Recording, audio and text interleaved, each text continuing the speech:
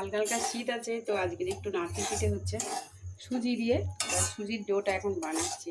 নারকেলটা কালকে রবিবার ছিল, আর কুড়ে আর করে রেখেছিলাম, আর আজকের এখন এটা করছি। তারপরে পুলিগুলো একে একে গড়বো, গড়ে তারপরে সিদ্ধ করবো। তাই এখন করে নিই, দাঁড়ান।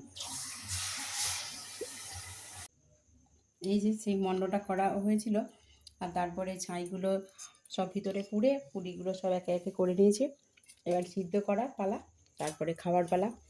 তো মার জন্যে করেছিলাম একবার, মা খায়নি, ওই জন্য আবার নতুন করে করা। নারকেল ছিল একটা, মার ইচ্ছে পূরণ করাতে চেষ্টা করলাম বছরের লাস্ট দিকে একবার করা।